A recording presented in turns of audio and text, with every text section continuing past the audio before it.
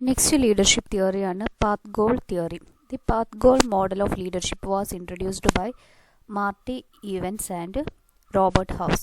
Path goal theory says that a leader can motivate subordinates by influencing their expectations. Leaders can motivate subordinates by making clear what they have to do to get the reward they desire. The path goal model assumes that leader can change their style of behavior to meet the demands of a particular situation. This model identifies 4 kinds of leader behavior: directive, supportive, participative, and achievement oriented. According to this model, managers can adjust their behavior to include any 4 kinds of leadership behavior mentioned above. For instance, while leading a new group of subordinates, the leader may be directive in giving guidance and instructions to them. He may also adopt supportive behavior to encourage group cohesiveness, to look after their needs and ensuring that they get rewards and benefit. As the group become more familiar with the task and as new problems are taken into consideration, the leader uses participative behavior by which he can participate with the employees in making decisions and take their suggestions as well. Finally, the leader may use achievement-oriented behavior to encourage continued high performance of subordinates. Martin ഈവൻസും Robert ഹൗസുമാണ് path goal theory of leadership develop ചെയ്തിട്ടുള്ളത്. ഒരു leader സബോർഡിനേറ്റ്സിനെ അവരുടെ expectation വെച്ചിട്ടാണ് influence ചെയ്യേണ്ടത് എന്നുള്ളതാണ് ഈ theory പറയുന്നത്. ലീഡർ സബോർഡിനേറ്റ്സിനോട് ക്ലിയർ ആയിട്ട് ഇൻഫോം ചെയ്യണം. അവർ എന്ത് വർക്ക് ചെയ്തിട്ടുണ്ടെങ്കിലാണ് അവർ എക്സ്പെക്റ്റ് ചെയ്തിട്ടുള്ള റിവാർഡ് കിട്ടുക, അല്ലെങ്കിൽ അവരെങ്ങനെ പെർഫോം ചെയ്ത് കഴിഞ്ഞിട്ടുണ്ടെങ്കിൽ അവർക്ക് റിവാർഡ് കിട്ടുന്നുള്ളത് ലീഡർ സബോർഡിനേറ്റ്സിനോട് ആദ്യം തന്നെ ക്ലിയർ ആയിട്ട് എക്സ്പ്ലെയിൻ ചെയ്യണം. അതായത് ഗോൾ അച്ചീവ് ചെയ്യാനുള്ള പാത്ത് ലീഡർ കറക്റ്റായിട്ട് സബോർഡിനേറ്റ്സിന് ഡിഫൈൻ ചെയ്ത് കൊടുക്കണം. ഈ പാത്ത് ഗോൾ മോഡലിൽ ലീഡർഷിപ്പ് സ്റ്റൈല് ലീഡറിന് സിറ്റുവേഷൻ്റെ ബേസിൽ ചേഞ്ച് ചെയ്യാവുന്നതാണ്. ഇതിൽ 4 കൈൻഡ്സ് ഓഫ് ലീഡർഷിപ്പ് ബിഹേവിയർ ഉണ്ട്. 1 directive, 2 supportive, 3 participative and 4 achievement oriented behaviour. ഒരു ന്യൂ ഗ്രൂപ്പിൽ ആണ് ലീഡർ ലീഡ് ചെയ്യുന്നത് എങ്കിൽ അവിടെ ലീഡർ ഒരു ഡയറക്റ്റീവ് ആൻഡ് സപ്പോർട്ടീവ് റോളാണ് അഡോപ്റ്റ് ചെയ്യേണ്ടത്. അങ്ങനെ അഡോപ്റ്റ് ചെയ്തിട്ടുണ്ടെങ്കിൽ മാത്രമേ ഉള്ളൂ വർക്കേഴ്സിന് വർക്ക് ചെയ്യാനും അതുപോലെ തന്നെ അവരുടെ റിവാർഡ്സും ബെനിഫിറ്റും ഒക്കെ കിട്ടാനും ഒക്കെ ഹെൽപ്പ് ചെയ്യുള്ളൂ. ഇനി കുറച്ചും കൂടി ഗ്രൂപ്പ് ഫെമിലിയർ ആയി കഴിഞ്ഞാൽ ലീഡറിന് പാർട്ടിസിപ്പേറ്റീവ് ബിഹേവിയർ അഡോപ്റ്റ് ചെയ്യാവുന്നതാണ്. അവരുടെ സജഷൻസും എംപ്ലോയീസിൻ്റെ സജഷൻസും ഒക്കെ ഡിസിഷൻ മേക്കിങ്ങിൽ ഇൻവോൾവ് ചെയ്യിക്കാവുന്നതാണ്. ഹൈ പെർഫോമൻസിന് വേണ്ടിയിട്ട് ലീഡറിന് അച്ചീവ്മെൻറ്റ് ഓറിയൻറ്റഡ് ബിഹേവിയറും കണ്ടിന്യൂ ചെയ്യാവുന്നതാണ്. ഇതാണ് path goal theory of leadership പറയുന്നത്. Environmental characteristics are factors which are beyond the control of subordinates. It includes task structure, primary work group, and formal authority system. For instance, when structure is high, directive leadership is less effective than when structure is low. Subordinates do not usually need their boss to repeatedly tell them how to do a routine job. According to path goal theory, these environmental factors can create uncertainty for employees. A leader who helps employees reduce such uncertainty and motivate them. Next, Vroom-Yetton-Jago theory, VYJ theory. Next theory ആണ് ലീഡർഷിപ്പിൻ്റെ Vroom-Yetton-Jago theory അല്ലെങ്കിൽ VYJ theory എന്ന് പറയുന്നത്. This model was introduced by Vroom and Yetton in 1973 and was revised by Vroom and Jago in 1988. This model has a much less focus than path goal theory. It helps a leader to determine the extent to which employees should participate in decision making process. ഈ തിയറിക്ക് path goal തിയറിൻ്റെ അത്ര importance ഇല്ലെങ്കിലും ഈ theory ലീഡറിനെ എത്ര extent വരെ എംപ്ലോയീസിന് decision making പ്രോസസ്സിൽ participate ചെയ്യാമെന്നുള്ളത് determine ചെയ്യാൻ help ചെയ്യുന്നുണ്ട്. The VYJ theory argues that decision effectiveness is best judged by the quality of decision and by the acceptance of that decision on the part of employees. Decision acceptance is the extent to which employees accept and are loyal to their decisions. To maximize decision effectiveness, the VYJ theory suggests that leader adopt one of 5 decision-making leadership. The appropriate leadership depends on situations. As summarized in the following table, there are 2 autocratic types of leadership, which are A1 and A2, and 2 consultative type of leadership, which are C1 and C2, and other one is group called G2. Other one is group ആണ്, it's called G2. അതായത് VYJ theory പറയുന്നത് ഒരു decision best effective ആവുന്നത് ആ ഡിസിഷൻ്റെ ക്വാളിറ്റിയും അതുപോലെ തന്നെ അത് എംപ്ലോയീസ് എത്രത്തോളം ആക്സെപ്റ്റ് ചെയ്യുന്നു എന്നുള്ളതിൻ്റെയും ബേസിലാണ്. എംപ്ലോയീസ് എത്ര എക്സ്റ്റെൻറ്റ് വരെ ആ ഡിസിഷനോട് ലോയലാണ് എന്നുള്ളതൊക്കെയാണ് ഒരു ഡിസിഷൻ്റെ ഇഫക്റ്റീവ്നെസ്സിനെ ഡിപ്പെൻഡ് ചെയ്യുന്നത്. ഒരു ഡിസിഷൻ്റെ ഇഫക്റ്റീവ്നെസ് മാക്സിമൈസ് ചെയ്യാൻ വേണ്ടിയിട്ട് VYJ theory 5 decision making styles adopt ചെയ്തിട്ടുണ്ട്. അതിൽ ഫസ്റ്റ് എന്ന് പറയുന്നത് 2 style autocratic type of leadership സ്റ്റൈലാണ്. സെക്കൻഡ് സ്റ്റൈൽ എന്ന് പറയുന്നത് കൺസൾട്ടേറ്റീവ് ടൈപ്പും, പിന്നെ ഉള്ളത് ഒരു ഗ്രൂപ്പ് സ്റ്റൈൽ ആണുള്ളത്. അതെങ്ങനെയാണെന്നുള്ളത് നമുക്ക് നോക്കാം. A1 managers make decision alone. A2 managers ask for information from subordinates but make decision alone. Subordinates may or may not be informed about what situation is.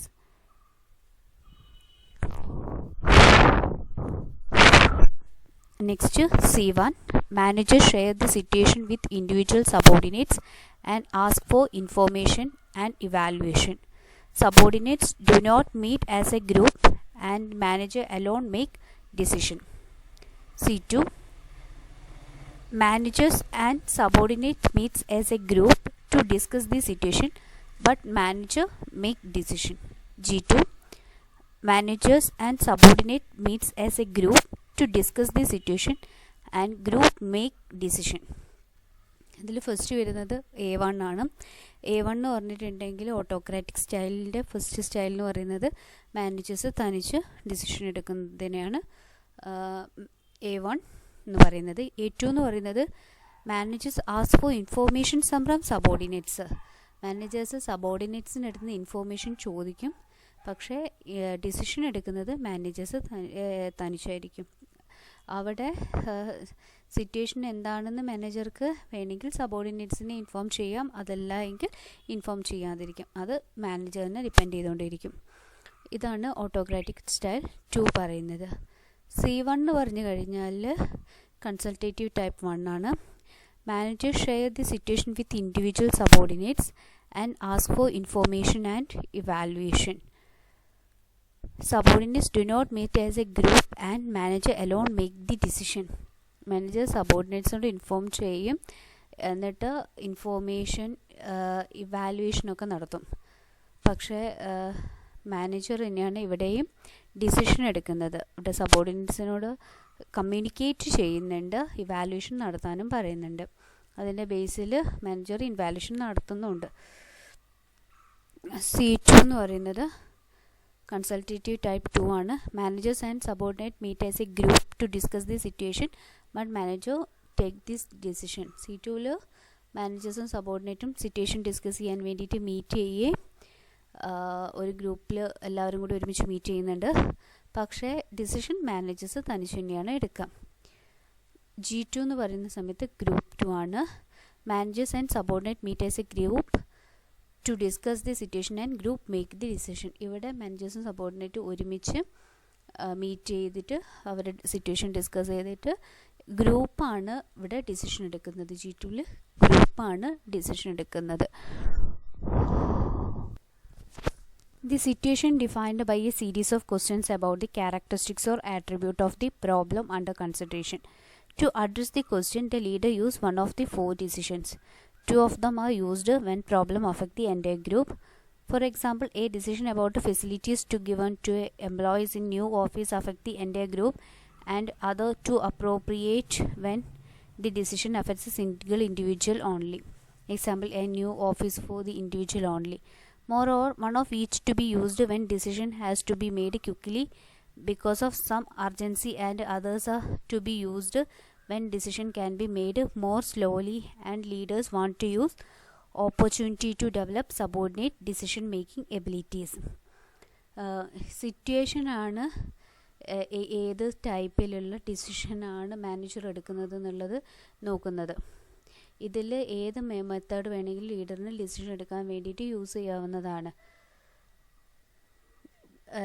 രണ്ടെണ്ണം, അതായത് എൻ്റെ ഗ്രൂപ്പിനെയാണ് അഫക്റ്റ് ചെയ്യുന്നത് എങ്കിൽ മാനേജറിന് ഗ്രൂപ്പ് G2 ആ group second ആയിട്ടുള്ള decision making മെത്തേഡൊക്കെ use ചെയ്യാവുന്നതാണ്. ഇനി ഒരു പർട്ടിക്കുലർ ഇൻഡിവിജ്വലിനെയാണ് അഫക്റ്റ് ചെയ്യുന്നത് എങ്കിൽ മറ്റേത് രണ്ടും, ആദ്യത്തെ രണ്ടുമായിരിക്കും ഇഫക്റ്റീവ് ആവുന്നത്.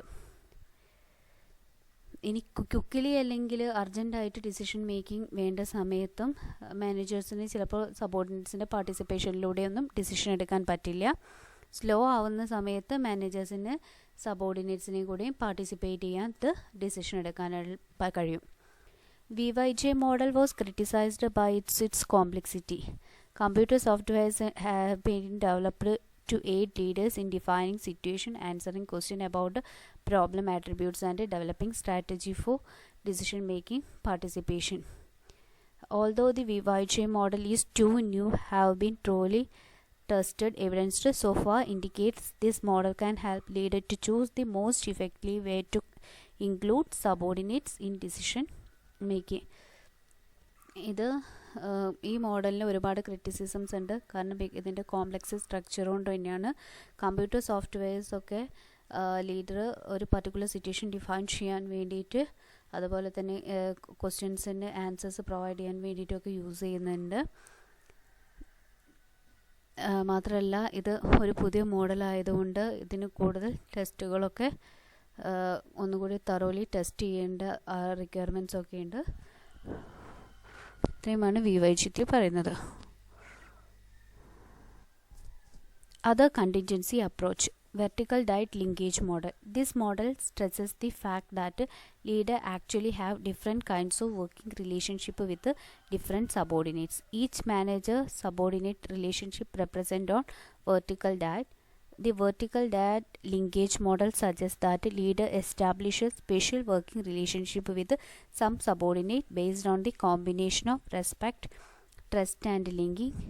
These people constitute in group.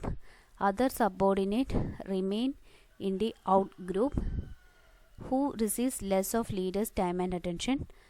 Those in group receive more of the manager's time and attention and are better performers.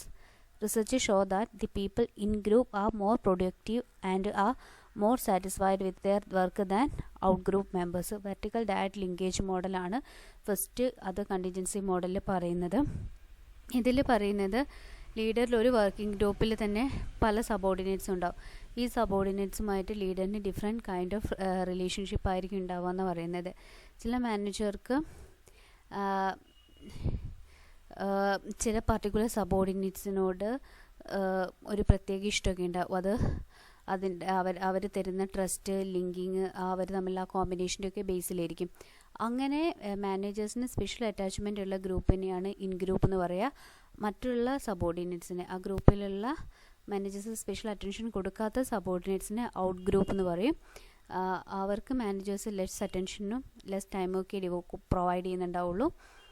In ഗ്രൂപ്പിന് മാനേജേഴ്സിൻ്റെ കൂടുതൽ ടൈമും അതുപോലെ തന്നെ അറ്റൻഷനൊക്കെ പ്രൊവൈഡ് ചെയ്യുന്നത് കൊണ്ട് തന്നെ അവർ ബെറ്റർ പെർഫോമൻസായി മാറും. അതുകൊണ്ട് തന്നെ ഔട്ട് ഗ്രൂപ്പിനുമായിട്ട് കമ്പയർ ചെയ്യുന്ന സമയത്ത് നല്ല പ്രൊഡക്ടിവിറ്റിയും അതുപോലെ തന്നെ സാറ്റിസ്ഫൈഡും ആയിട്ടുള്ള വർക്കേഴ്സ് ആയിരിക്കും ഇൻ ഗ്രൂപ്പ് കാറ്റഗറിയിൽ ഉണ്ടാകുക. ഔട്ട് ഗ്രൂപ്പ് കാറ്റഗറി ആയിട്ട് കമ്പയർ ചെയ്യുമ്പം അവരുടെ ഇൻ ഗ്രൂപ്പ് കാറ്റഗറീൻ്റെ റിസൾട്ട് ഹൈ ആയിരിക്കും.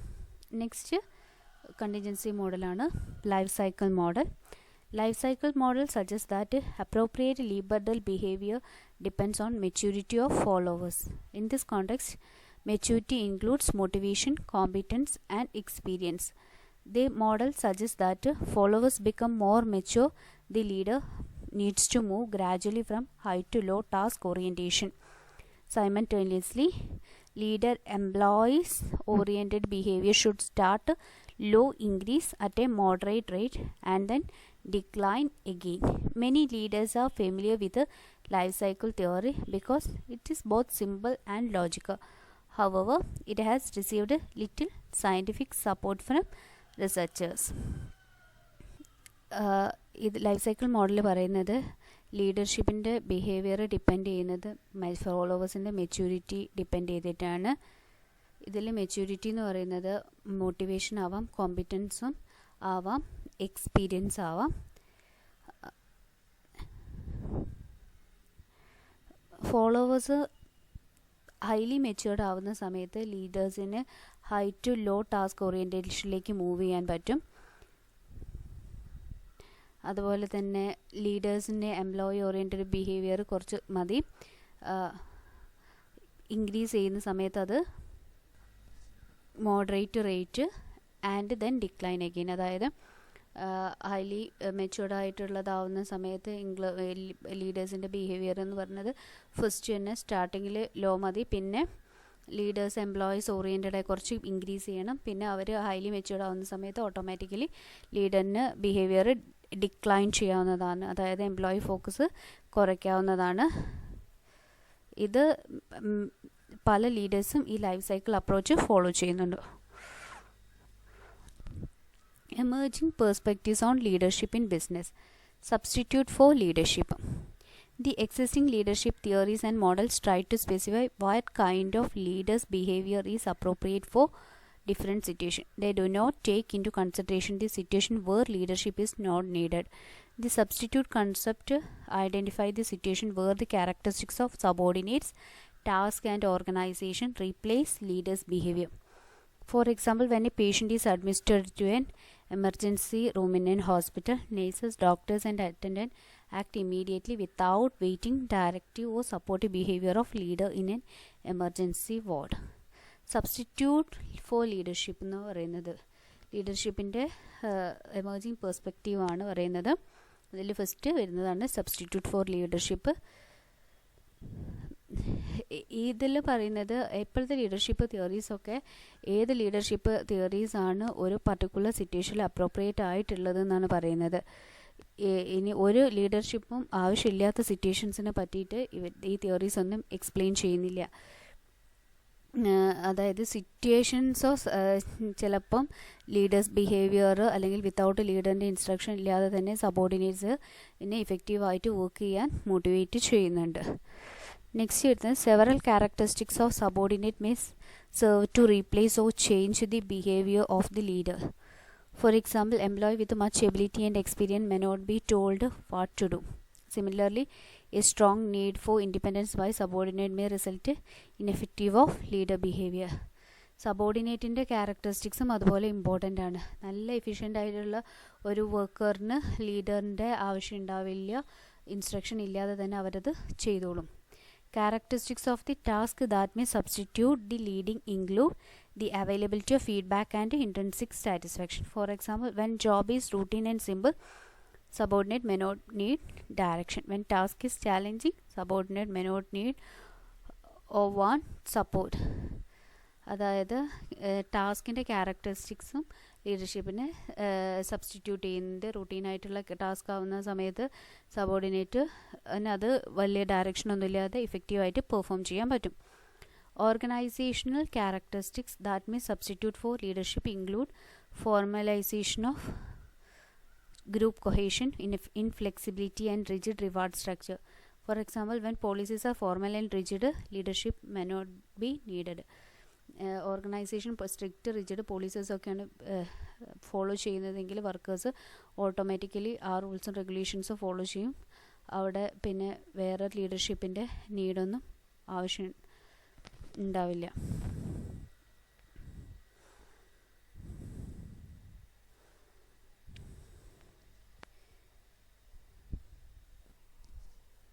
Transformational leadership. Another new concept of leadership goes by number of labels: charismatic leadership, inspirational leadership, symbolic leadership, and transformational leadership. This is the leadership that transmits a sense of mission, increase teaming experience, and inspire new ways of thinking. Charisma is a form of interpersonal attraction. Charismatic people attract followers, and this type of leader has great power over his or her followers. Charismatic leaders are self-confident and can influence others. The followers of charismatic leaders identify with the leader's beliefs, accept, trust, and obey the leader without questioning him, and thereby contribute towards the success of organizational goals. Next transformational leadership ഒരു new leadership കോൺസെപ്റ്റാണ്. അതിന് ചാരിസ്മാറ്റിക് leadership അല്ലെങ്കിൽ inspirational leadership, symbolic അല്ലെങ്കിൽ transformational leadership എന്ന് പറയുന്നുണ്ട്. അതൊക്കെ ഇതിൻ്റെ വേറെ labels ആണ്. This leadership transmit A sense of mission, increase teaming experience and inspire new ways of thinking. ഇത് ഒരു പുതിയ ഒരു മിഷൻ അല്ലെങ്കിൽ ടീമിങ് എക്സ്പീരിയൻസോ അല്ലെങ്കിൽ വർക്കേഴ്സിനെ ഇൻഫ്ലുവൻസ് ചെയ്യുകയൊക്കെ ചെയ്യും. പുതിയ വേയിൽ തിങ്ക് ചെയ്യാനൊക്കെ ഇൻഫ്ലുവൻസ് ചെയ്യുന്ന ഒരു മെത്തേഡ് ഓഫ് ലീഡർഷിപ്പാണ്. ചാരിസ്മാറ്റിക് ലീഡർക്ക് ഒരു ഇൻ്റർപേഴ്സണൽ അട്രാക്ഷൻ ഉണ്ടാവും. അവരുടെ ഫോളോവേഴ്സിനെ അട്രാക്റ്റ് ചെയ്യും. അവരുടെ ആ സെൽഫ് കോൺഫിഡൻസ് ഒക്കെ മറ്റുള്ള വർക്കേഴ്സിനെ ഇൻഫ്ലുവൻസ് ചെയ്യും. ഈ ചാരിസ്മാറ്റിക് ലീഡേഴ്സിനെ ഫോളോവേഴ്സിന് വിശ്വസിക്കാൻ പറ്റും. അവരെ ട്രസ്റ്റ് ചെയ്യും, ആക്സെപ്റ്റ് ചെയ്യും, ഒബേ ചെയ്യുകയൊക്കെ ചെയ്യും വിത്തൗട്ട് ക്വസ്റ്റ്യനിങ് ദം. കാരണം അവരുടെ എബിലിറ്റീസിൽ ഫോളോവേഴ്സിന് അത്രത്തോളം വിശ്വാസം ഉണ്ടാവും. അതുകൊണ്ട് തന്നെ ഈ ചാരിസ്മാറ്റിക് ലീഡറിൻ്റെ ഇൻസ്ട്രക്ഷൻ അനുസരിച്ച് ഇവർ പെർഫോം ചെയ്യുന്നത് കൊണ്ട് തന്നെ ഇവർക്ക് ഓർഗനൈസേഷണൽ സക്സസ്സിന് വേണ്ടിയിട്ട് കുറച്ചുകൂടിയൊക്കെ കോൺട്രിബ്യൂട്ട് ചെയ്യാൻ ഫോളോവേഴ്സിന് കഴിയുന്നുണ്ട്.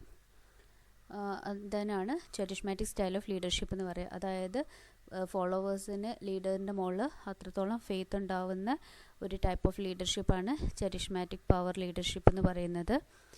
ട്രാൻസ്ഫോർമേഷണൽ പവർ, ലീഡറിന് ഫോളോവേഴ്സിനെ അട്രാക്റ്റ് ചെയ്യാൻ, ഇൻ്റർപേഴ്സണൽ അട്രാക്ഷൻ മേക്ക് ചെയ്യാനുള്ള പവർ ഉണ്ടാവുമായിരിക്കും. ഇത്രയുമാണ് ലീഡർഷിപ്പിൽ വരുന്നത്.